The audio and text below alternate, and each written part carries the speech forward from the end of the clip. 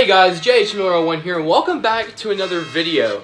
Today, we're going to be doing a little experiment with topwater frogs.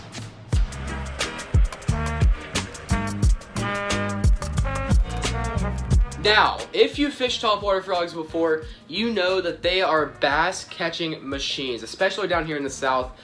Midsummer, like right now, whenever it's around sunrise and sunset, these things are absolute money for catching big bass. So I did a little bit of research and I found that some people actually boil their topwater frogs, and it makes them supposedly a little bit easier to compress and therefore get better hookups. So we're gonna be trying that today and see if there's any truth to that at all. And I'm gonna be showing you guys the process. So we're gonna go ahead and head into the kitchen and get this experiment underway. No, Benny, you don't get to eat the topwater frog. No, buddy, you got minnows in there for a reason. Yeah, go get yourself a minnow. Always seems to be more interested in the baits than the actual food I give him. So now we're in here in the kitchen. I'm gonna go ahead and run some water in this pan and get the stove heating up. Then I'll talk to you guys a little bit more about this theory and a little bit more of what people that do this think it does to the baits.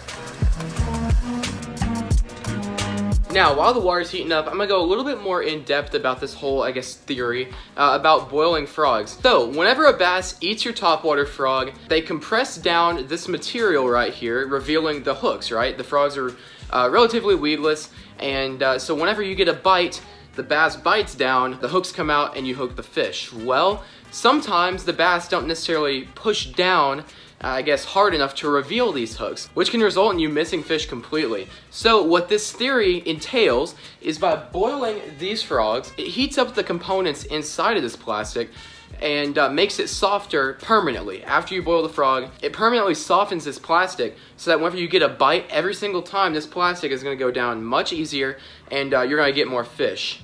As it was with the other two experiments I did, where I boiled soft plastic worms and crappie jigs, these frogs will become a little bit less durable. So the fish will tear up the plastic a little bit easier, and these things may not last as long after you do it. But in a tournament scenario, I would rather have a frog that doesn't last that long and catch every fish that bites it rather than miss an 8 or 9 pounder. So those are the downsides. Since it is going to take a little bit for this water to heat up, I do have a package that I got in the mail today that I do want to show you guys. Here it is. Oh my gosh, it's big. Here it is right here. We're going to go ahead and head into the kitchen. It'll take all 30 seconds and then this water will be hot enough we can just put the frog in there. So let's go ahead and get into this box. Now, the package I did end up receiving today is a replacement hog trough measuring board. As you guys know, if you watched the other day's video, I got a board in and there was a huge crack down the middle of it, which obviously is a no-go if you're trying to use a board in a tournament. It just breaks on you. So I emailed the place I got this from, Fishing Online, and it wasn't an hour and a half, and they had already emailed me back with a new code and a new board in the mail. So I do want to commend Fishing Online for the incredible customer service and getting this board to me very quickly. So much appreciated from them. I'm glad I got a new one. Now, the water is extremely close to boiling, so I'm going to be showing you guys what we're going to be doing. This frog is actually my dad's frog, so I'm not touching this one. This is going to be the control. This is just a regular old frog. Nothing's going to be done to it at all.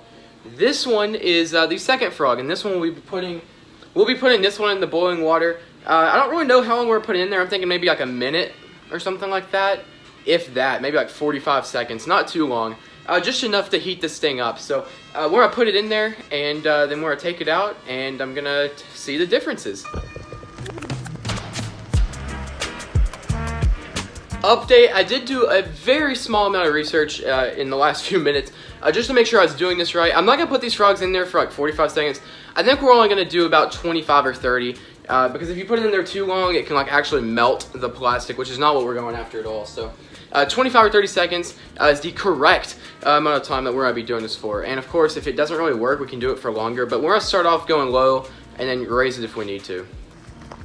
There she goes. Now, while it's in there, I'm very curious to see actually what this does to the frog. I know some people, I've never really seen too many videos on this. I know Tactical Bassin did a video on it. If you guys want to see a more in-depth, I guess, review on how to fix up frogs and all that, there's a video from them in the description. They're super informative. But I'm just going to be testing out to see if it actually works. So, oh, it's about time to get it out. Nice and al dente, right there. So now we're gonna go ahead and let this thing dry and cool off a little bit. Now, since we did end up boiling, I guess, plastic in this pan, I wouldn't say that it affected this pan too much, but I do have some soap right here, and after this video is over, I will be scrubbing this pot extensively, cleaning it out, because any residual that is left over in that pot is not going to be good. So we're going to go ahead and take care of that after this video is over. I just wanted to tell you guys this so that, like, if you do this, obviously don't just toss it in the dishwasher and cook the next day.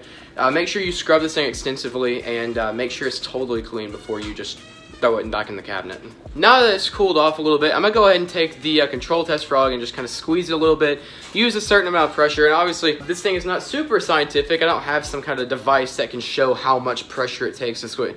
I don't have any of that stuff, but I do know, I think it will be noticeable enough to tell you guys. So here's the first frog. I'm gonna go ahead and do a little squeeze test on it right here. This plastic's pretty hard, really durable. Doesn't really want to come down very easy. I don't know if you guys can see, it's definitely harder. And now for this one. This is the first time I am testing this one, so you guys are going to have the same reaction as me. So here we go, right in front of the camera. Oh wow, that is just uncanny. It's night and day, completely different. Honestly, I didn't think it's going to make this big of a difference. This stuff, it feels just like a whole different bait. I mean, it's just super, super soft and easy to compress. But again, like I said, these things will be less durable. I mean, I believe it now. This thing is incredibly soft. But bass biting this thing, it's going to be able to get those hooks down really easily. So, in conclusion of this little experiment, does boiling frogs actually make them softer? Yes. Now, as for better hookup ratios, I obviously can't go fishing with these things today. I've got stuff to do. If you guys do want a follow-up video, leave me a comment down below and make sure to subscribe with notifications so that you don't miss that video whenever I post it. So I hope you guys enjoyed this quick little experiment video, and until next time, JH Miller went out. See ya.